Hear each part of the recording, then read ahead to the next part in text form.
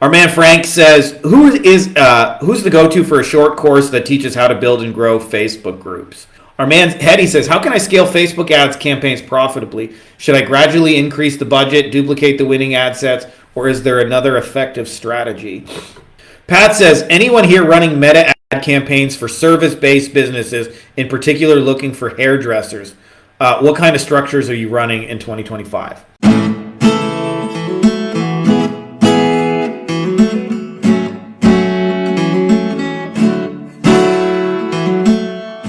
Welcome back, everybody. I appreciate you guys all tuning into these. Some of these, you guys have told me you listen to these every week. Listen to them in the car while you're doing shit. That is just cool. Man, that is just so cool to me that, and I think too, as well, I mentioned this before, but I really wish a lot of this stuff existed 20 years ago when I was struggling through it. So I think the fact that you guys are tuned into this is just amazing. Couple just quick little announcements before we get rock and rolling. I have created a new offer. I'm looking for 3 people this year to work very closely one-on-one. And this is for you if you're doing between $500,000 and $3 million a year and you were looking to scale that motherfucker and you need some help. I will work with you one-on-one in what is known as an equity share. And if you guys are interested in that, I've got some details and here's how we can work together. I've actually broken this down into tiers, so I have stuff for those of you guys who are just starting. I have those of you guys who've gotten some traction and are now looking to scale. And I've gotten another thing for those of you guys who are looking to scale and potentially even sell the thing. So if you guys are interested in that, check out the document. It says, work with a crazy dude with abnormally large testicles, which is, I'm just saying, that's how it is. As usual, I don't always see your comments, so if I miss them, I promise I'll get to them after. Anyways, let's get into the good stuff. Here we go. Ladies and gentlemen, shitty dance music.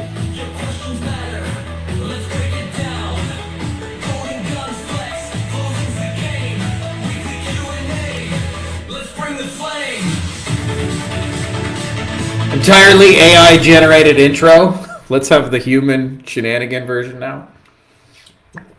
Ladies and gentlemen, boys and girls, children of all ages, Frankie Fihn proudly brings to you our weekly Q&A. All right, cool. Let's get into the questions. By the way, for those of you guys who are not familiar with the where that intro is inspired by, I watched too much wrestling in the 90s. That is the Road Dogg, Jesse James, and his tag team intro, the New Age Outlaws. Cool. AJ, I got you lined up, I think, actually third. But if you want, actually, since you got a meeting, I'll leave it. I'm not going to try and rush an answer. You can come back later, and I'll tag you on the replay. So first up, we got G-Money. This wasn't a question, but I just wanted to kind of share some comments on this. G-Money says, hello all. In true Frankie Fihn fashion, I've challenged myself to grow my agency to $10K a month in 90 days. I've been busting my butt for a whole year now trying to crack the code. It's time to really get to work to keep myself accountable. I've made a little follow-along doc where I've outlined my exact strategy, starting point, and I'll be posting hopefully daily updates. Feel free to check it out. This is awesome, my dude. I never really thought I would be inspiring anyone else, but this is the number one question, just so you guys know, I got asked over the last 6 years, 7 years, or whatever, is if you were me, you're starting over, you're trying to get to 10K a month, what exactly would you do? How would you do it? And there are a lot of assumptions built in for people that they think this has to take forever or all of that. One thing I wanted to just caveat with my own personal experience with it, and I mentioned this to George already, is that, I've been doing this stuff over 20 years, so if you try and mimic me and don't, get there or don't in your own version, it takes you longer. Just, I had a very big struggle phase too for those of you guys who are starting out. But having said that, I think this is awesome, and I think there's a real magic to 90 days, and I'll tell you, I got the idea. I didn't come up with it. Twice in my life, I've done an exercise program called P90X. For those of you guys who've done P90X, you basically just you get your ass kicked for 90 days and you get extra ripped.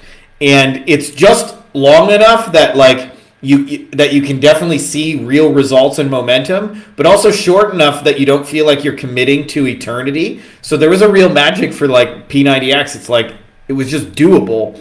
And so I feel like growing an agency, building yourself in 90-day blocks where you're working towards something, but you're also not taking an eternity. And then also what you've done, by the way, G Money, which I think is awesome, is when you put yourself out there in like public like that, it makes you have to follow through on shit you do in order to be like consistent with, you know, not looking bad to other people. So one of the things they used to do in Weight Watchers back in the day is a lot of people who've like, you know, like tried to lose weight, they failed and failed and failed a bunch of times. And Weight Watchers makes you tell all your friends that you're going to do it. And it's because if you don't do it, you're going to have to go like look bad and tell everybody, oh, I was just full of shit again for the 12,000th time. And so it makes people have to really commit to like announce it in public. So I'm super stoked for you. That's all I wanted to say. I'm congratulating you in advance because I know you're going to do it. And like that's just awesome to me, dude. So anyways, that's all I wanted to say on that. Next one we got up is our man Frank says, who's the go-to for a short course that teaches how to build and grow Facebook groups? I'm going to give you a three-part answer, okay? So I'm going to give you the easy way first, if you want to. And I wrote a whole book on it. And the essence of the book is that rather than trying to build stuff from scratch, is that digital assets already exist in the world and can be acquired the same way one would acquire real estate or buy a company, for example, and often can be acquired for pennies on the dollar. And so one of the things I've shown people, we have a group attached to this book, a community called Digital Deal Makers. I'm not sure if you're in it yet or not, but we have shown people exactly how to acquire Facebook groups. And we've had people get like multiple 100,000 person communities, often for less than $100 US. And man, you make one little offer in that community and all of a sudden you monetize it. So that is the easy way, is don't build it, acquire one that already exists. Like if you want to build a house, especially like here in Mexico where they don't have like the same level of tools and equipment, it takes like a year or two to build a house here. Okay, you could build a house or you could just acquire one that's already built. And the cool thing with digital stuff is you're not paying retail house prices. You're paying like a penny on the dollar going, can I buy your house for $80? Right? And people say, yeah, because they don't know what their digital stuff is worth. So that's the shortcut. Now let's talk long way. And really, I've only ever found two ways that somebody have grown Facebook communities. One, you run paid Facebook ads and say, join my community. Often you can't link directly to the community, but what you can do is link to a page so that then they can click a button. It's very strange that you have to do that, but you know that's just how Facebook's set up. But you can run ads and grow a community, basically. Two is you can find people in other related communities, you add them as friends, and then you make invites from your personal profile, and you know people are already interested in that topic because they joined a group. And I learned this from Ilka. So like I remember she was trying to grow a home birth community. That's one of our things, is she like, you know, is the home birth queen. And she just friended a bunch of people from other home birthing communities and then invited from her profile. And she built her community to a few thousand people for free. And they like had like real interest in that. So those are really the only two strategies I've seen for filling the community. We could probably talk for hours about what to do after you have a community. So that's probably a discussion for another day. But in essence, like, you know, serve them and create more offers and help them and get paid to do it.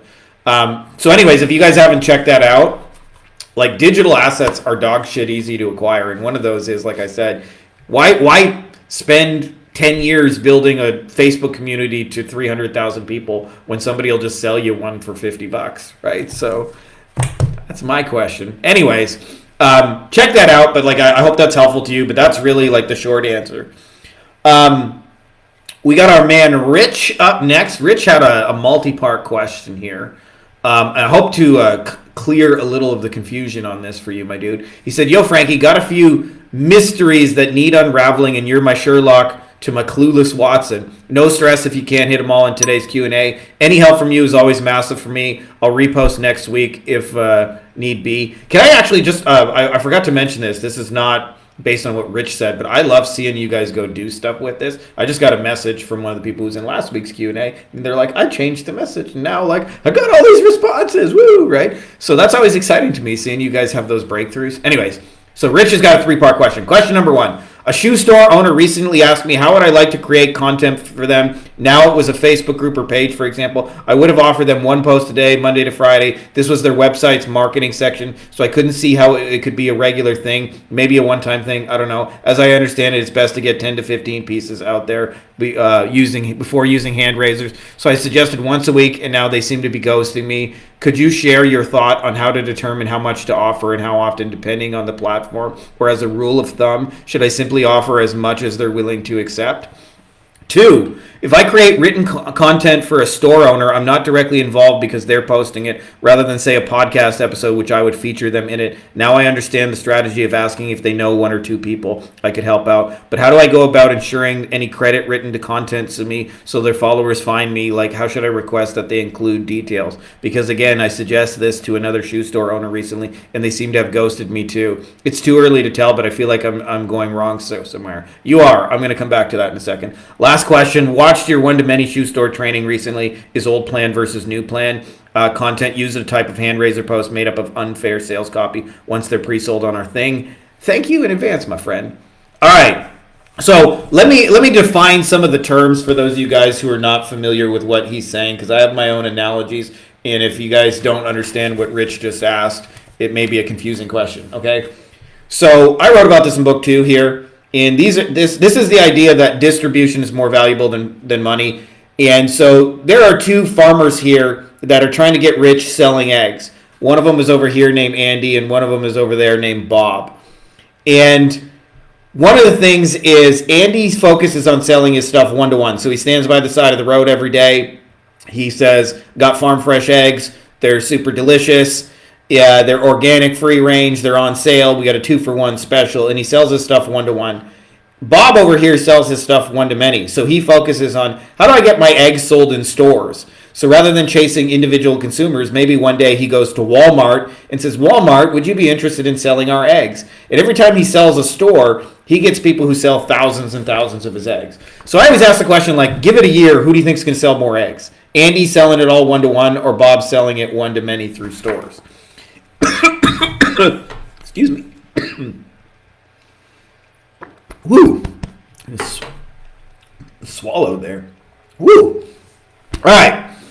So the idea of a shoe store is what Bob is doing, which is you pursue distribution first. In other words, who already has an audience of the people you wish to get in front of?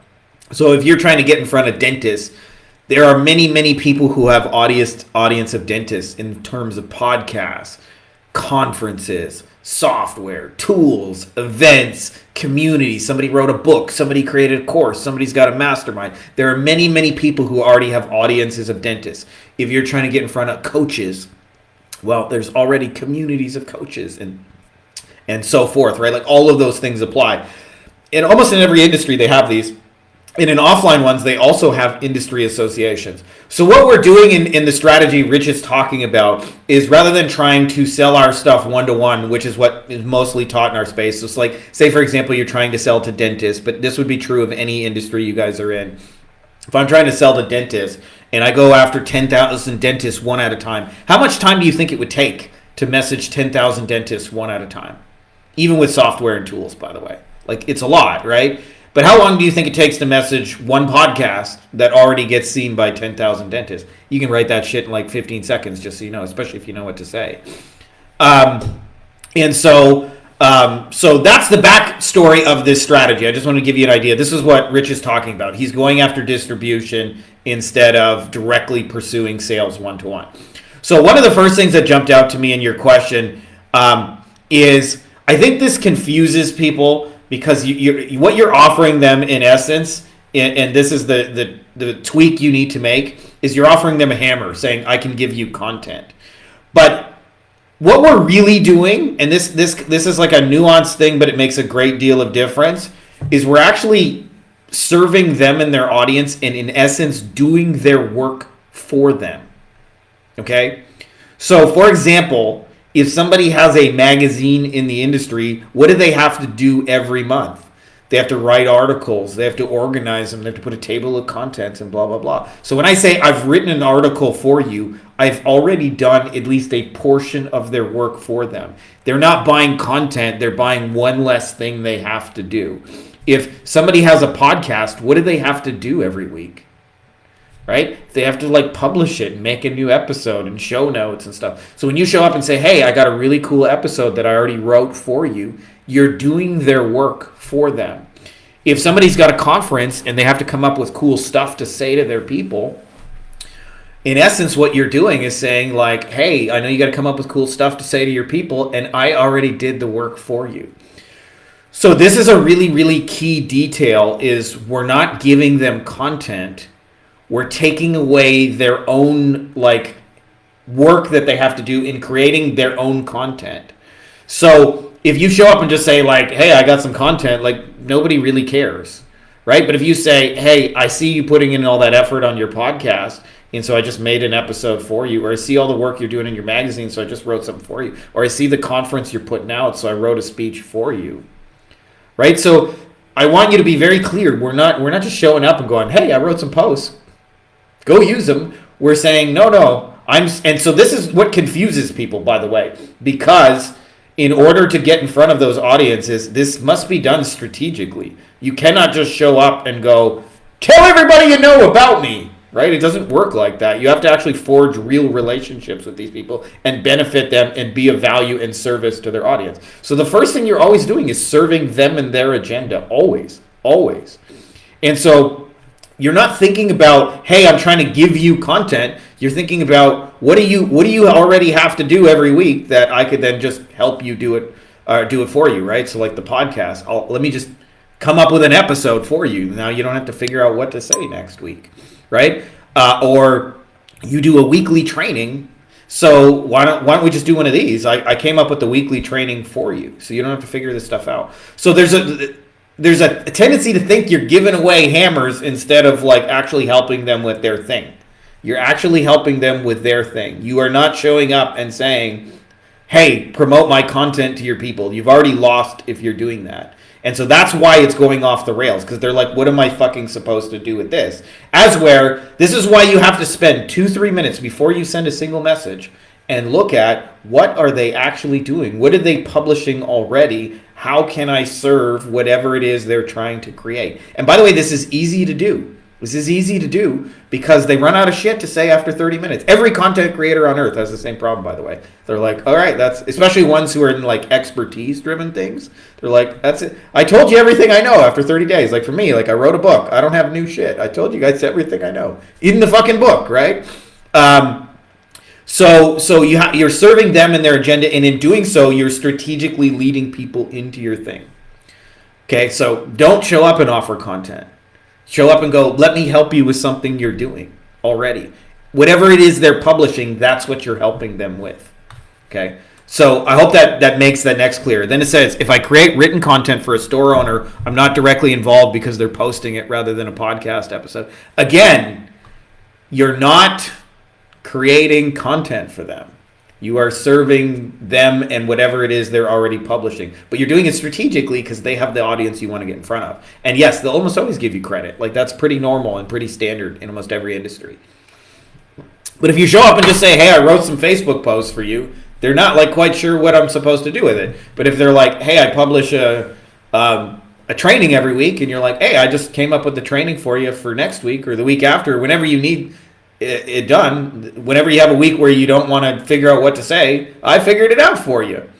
So you have to spend 2-3 minutes looking at them and what they're trying to do and serve that. Not you. This isn't, I wrote some articles for you. This is not, I'm giving you content for the sake of content. It's like I'm serving what you're trying to publish. Anyways, I hope that clears it up. And it says, last question, watch your one-to-many shoe store training recently. Is old plan versus new plan content used as a type of hand raiser post made up of unfair sales advantage once they're pre-sold on a thing? So I'll give you a little bit of order of operations, and this is how I like to do things. And I'll tell you why I like to do things this way. And this is just our way, all right? So there's more than one way to be successful in this internet business kind of deal. But one of the things that happened to me, I was about 8, 9, maybe 10 years into my SEO career. And I got the idea I was going to create a course and teach people everything I knew how to do about SEO.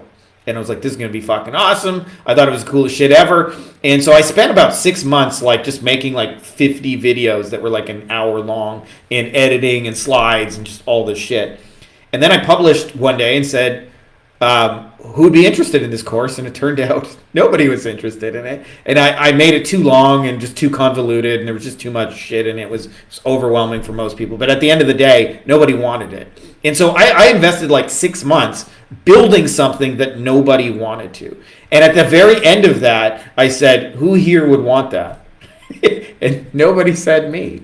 And I think about it, if I was to go back in time, although obviously like hard lessons learned, I would switch the order of that. And I would say, hey, I'm thinking about creating a course that has 50 hours of, everything I've learned in SEO. Who would be interested in that? And if nobody said me, I don't need to build it. Or also, I couldn't have gotten feedback about, no, but I'd rather see this other thing that you figured out.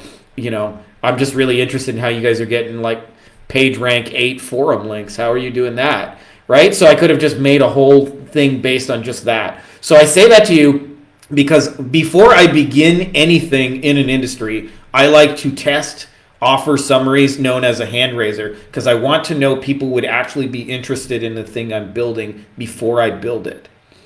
So again, these are just different tools. Like if you imagine on the golf course, there's no one tool you use, right? Like if you're 450 yards away, you get out the driver. If you're middle distance, you get out the irons. If you're stuck in a bunker, you get out a wedge. If you're on the green, you putt. So just because I use a putter sometimes doesn't mean one should always putt. It depends where you're at. So if you have a new unvalidated offer, my first step is to always validate it. I'm always trying to figure out, do people want this? Would they actually pay for it? Would it be something interesting that they would actually like seeing as a solution? So after, at that point, people have said, me, I'm interested. I would want to know more about that. And that's usually, by the way, how high-ticket sales begin. They usually begin with curiosity. It's not like people like ninja hurl the credit card at you. But anyway, so like in that kind of like basic process, after you've gauged interest, then the goal of an offer is once people have said to me, and like let's say you've actually like at least built the MVP version of it where you can actually run it for people. What I'm then trying to do is actually drive eyeballs and attention to it. And there are lots of ways to do that. And people underestimate how many times you can show people the exact same offer. And the answer is a lot, by the way. It's like 50, 100 times you can show somebody the same offer without annoying them, by the way. And actually, in many ways, people appreciate it because they need to be reminded in this busy world about things they're actually interested in. So the point of content then becomes to drive eyeballs to an offer that I have then validated and to also, in essence, pre-sell it to lower the barrier to sale when somebody sees that. Also for you, Rich, give you order of operations. So for me, before I build anything, it's always, are you interested? And then if they're interested, I want to build a minimum viable sort of version of that. And then if I've got those things validated and people are going through it and they're happy, then I want to drive as many eyeballs to it. And I do that through like various content and advertising strategies. And old plan versus new plan is my all-time favorite one of those to use. And Jack, and you're like, fucking hey, yo, we made some sale, we made some money, 2 Comma Club award in Lambos. Here I come, Lambos. Right? The flip side of that is, well, what happens when you're not making sales? If that's what it really means is just feedback in the marketplace. And so if you're open to just having feedback in the marketplace for better or worse, then no matter what happens, you win because you're going to get curious and you're going to get closer to what it is you're trying to accomplish, and you're going to do it faster. But what happens is when you make meaning, what it'll do with your actions, at least for me personally, is you'll go real hard when it's working, and then you'll let your foot off the gas when it's not. You just won't be consistent because when it's not working, you got to feel all dejected. And like, I remember for me in my second agency when I was starting over, there was like a 5-6 month period where I didn't convert a single sale.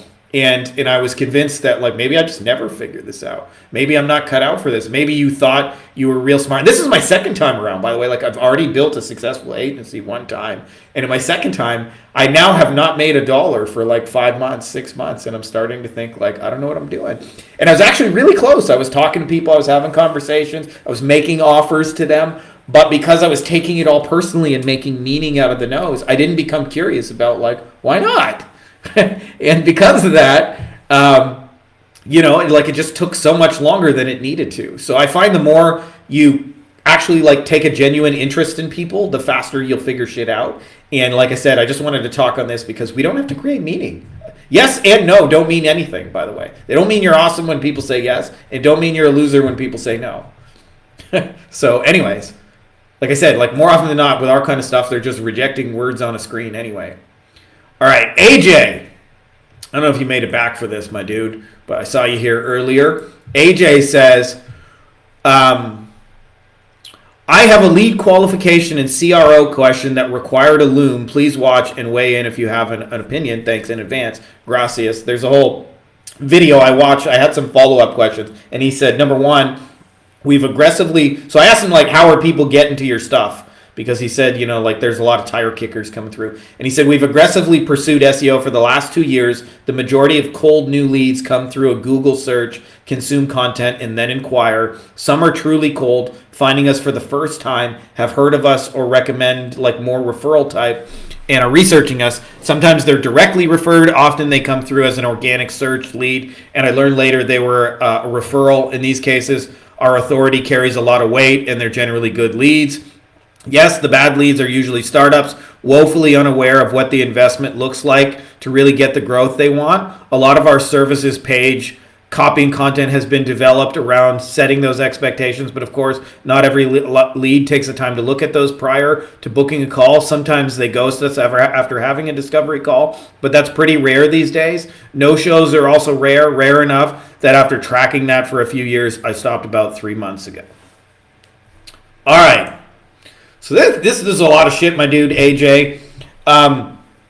So my first thought is that you don't have a CRO problem. This is not a conversion rate optimization problem, as you may think. You have a problem of just aiming your shit at the right people. And I'll tell you my own personal, like one of the times that made this really, really clear for me. So I had some mentors and they had very strict metrics that they like to see on Facebook ads. Click-through rates, conversion rates on a landing page, webinar conversion rates, book to call, cost per call, things like that, right? And I remember I was running a funnel, and this was like pre-COVID madness, and that funnel was what's going to be better tomorrow, right? Like I can say I can add 50 to 100 calls. That's future gain. But if I don't say like, hey, does your salesperson have empty slots in their window? That's now, right? So you got to balance the future gain with the now and speak to the now specifics of the person you want.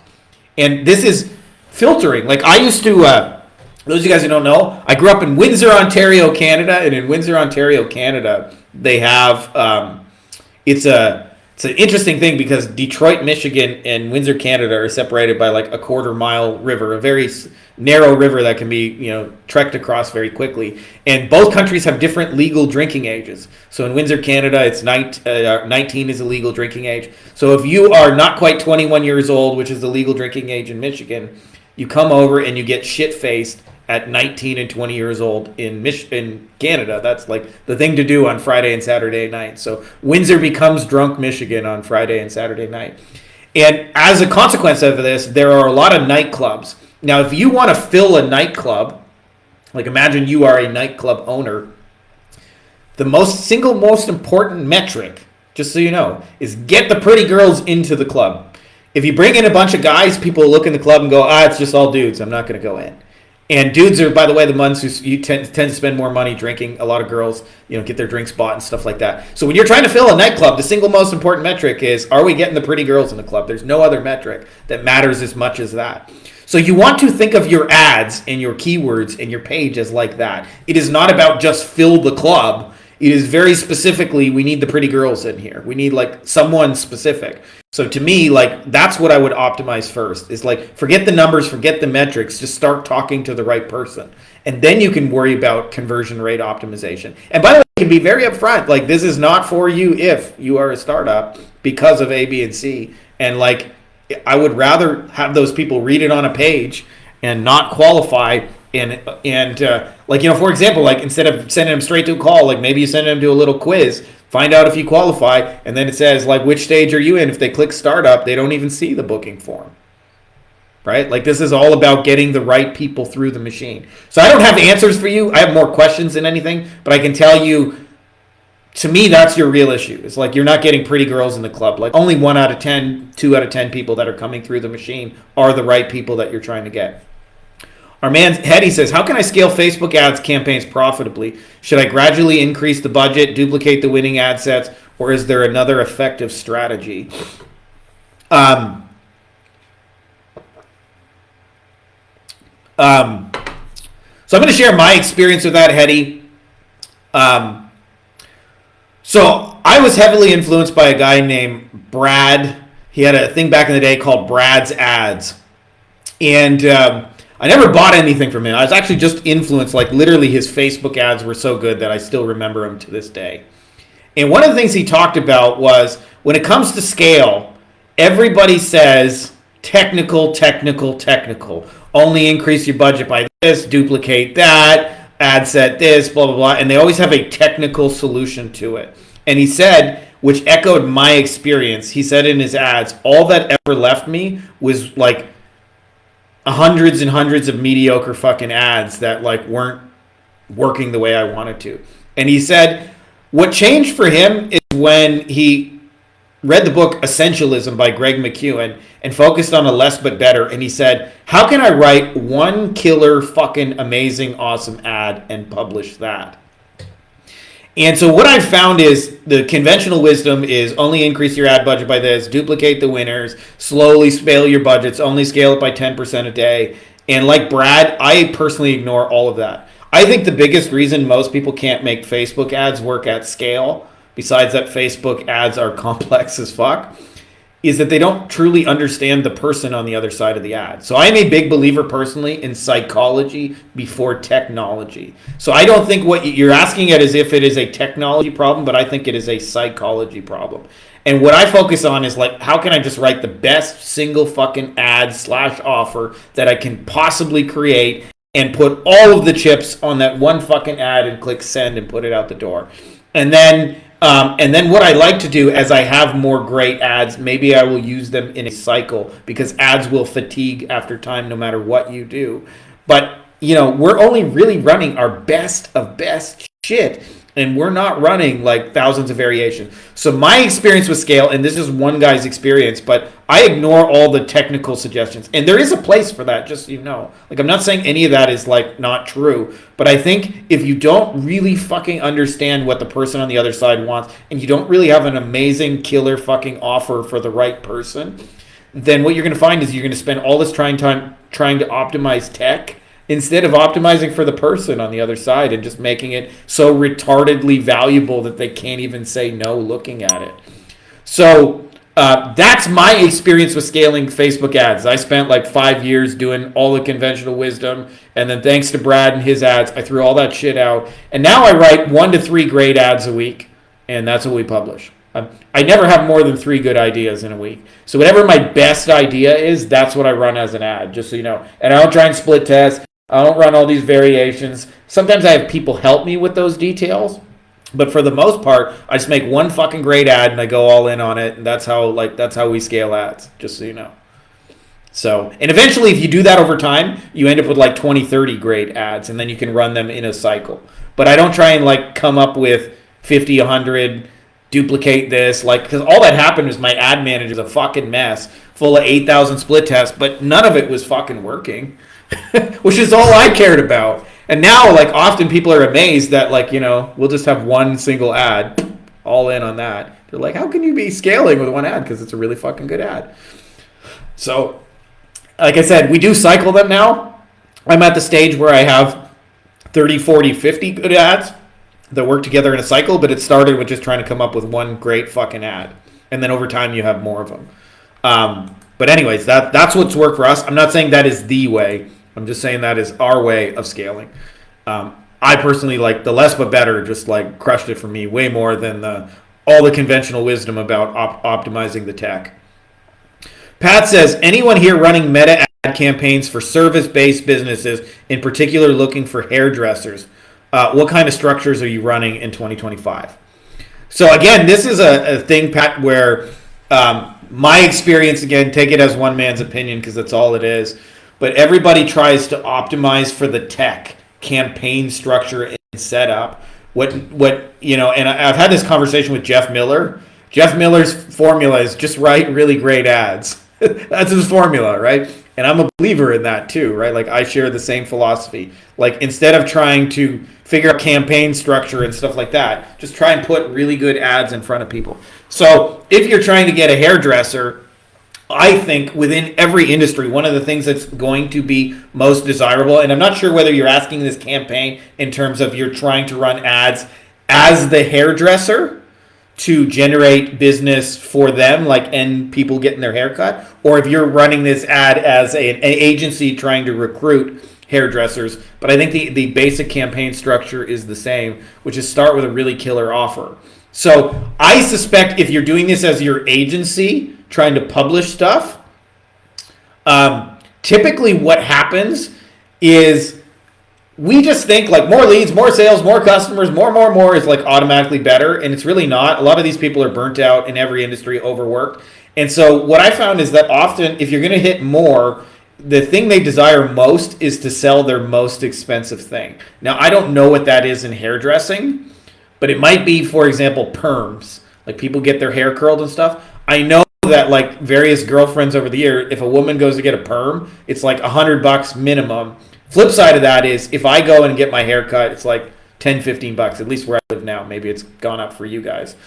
So if I was running ads, one perm is worth 10 fucking dudes getting haircut. Like that's 2 times, right? So instead of treating them all like equal, if I was going to run ads, I would run ads and help them sell their most expensive thing. Which, by the way, is also going to make your service more desirable. Instead of saying, hey, we'll bring you $10 haircuts, now you're saying, we'll bring you $100 perms. Again, I don't know what their most expensive thing is. So I'm kind of like, giving you an example. So hopefully you can pick it up. And then if I was running an end user ad, what is the most powerful way you could sell a perm? Or whatever it is you're trying to sell that's the equivalent of that. Like before and after pictures of someone's hair before the perm and after. Come up with a really killer, irresistible offer. You can even add in bonuses to it. The bonuses don't have to be anything related to hairdressing. It could be like you also get a $10 Starbucks gift card or whatever. Or you include a free massage or whatever. I don't know what that deal is, but play with the offer. Figure out like how to make it really awesome. And then if you can add in some bonuses, even better. And that's how I would sell hairdressing on both ends. So I'm not sure. Let me just reread that question and see whether you're asking about anyone here running meta ad campaigns for service, in particular looking at hairdressers. What kind of structures are you running in 2025? Yeah, so I run the same structure, less but better. Like I try and come up with run really great ads, and as I have more and more great ads, I cycle them. That's all I really fucking do. So my job on week 1 is just to come up with one great fucking ad. And then once I have one great ad that is demonstrated to work, then I try and come up with a second one. And if the second one, like eventually you try some things, if the second one works, now I have 2 ads and I would cycle between those 2 ads. And then eventually, if you do that for a long enough period of time, you have like 30, 40 ads that are continuously running in cycle. But it starts with, never mind campaign structure, just come up with one really great ad. And again, too many people are thinking about the technology of it, and I'm a believer in less but better.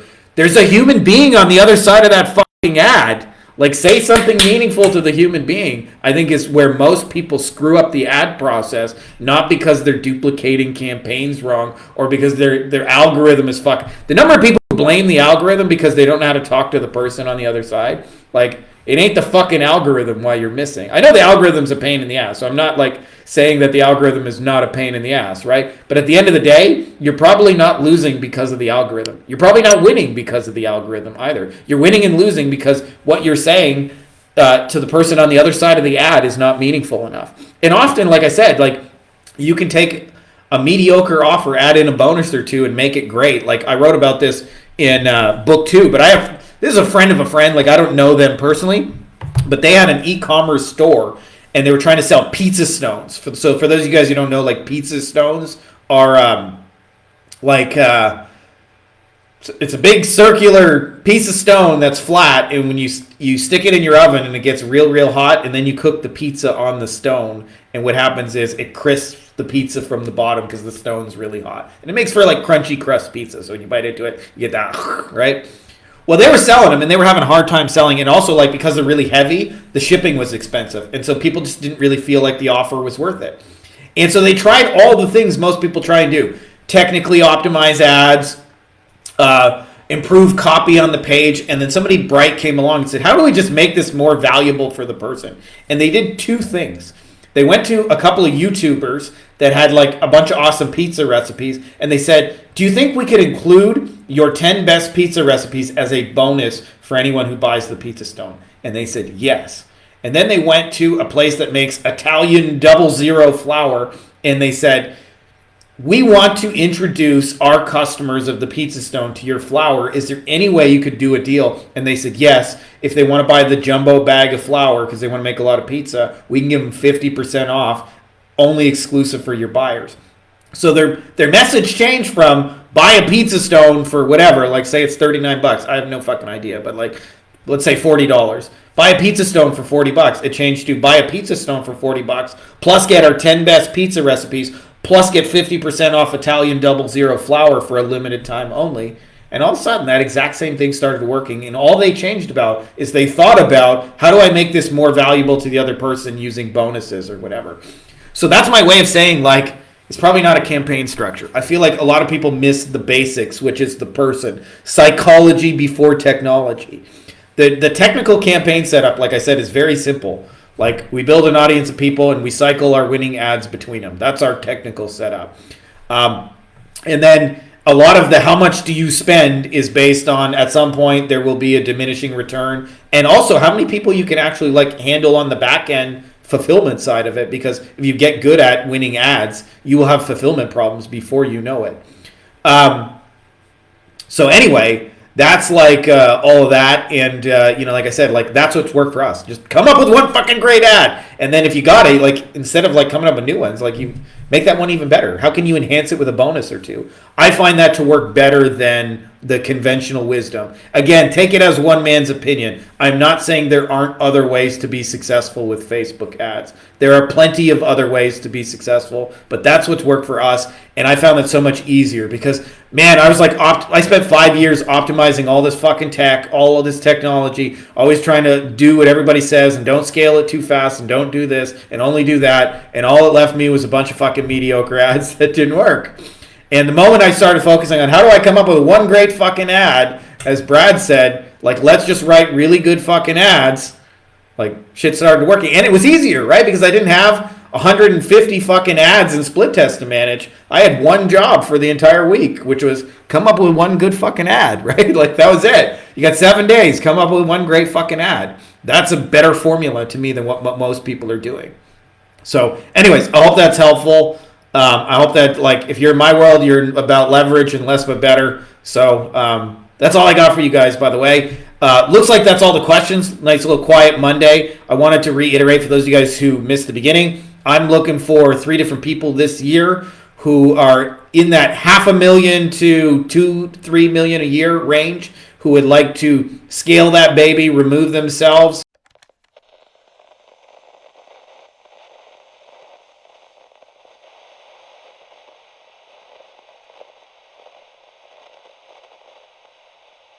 Hey guys, if you like this video, you may also like my best-selling book here, Beyond the Agency Box. It is all about scaling a digital marketing agency while eliminating meetings and phone calls. We actually sell our stuff phoneless. We don't have any client meetings, and we also hire our team entirely without meeting phone calls, which allows us to, like, actually kind of live a life. I've laid out the entire blueprint in everything you need to know: getting clients, onboarding, setting expectations, scaling, building a team, you name it. It has been a bestseller on Amazon now for over 5 straight years, but now you can get it even cheaper than you can get it on Amazon. So I can't tell you the exact price because it may change when this video is released, but there should be a link to it below, either in the description of the video or as well as a pinned comment. So if you're interested in that, check out that video and you can get a copy for super cheap.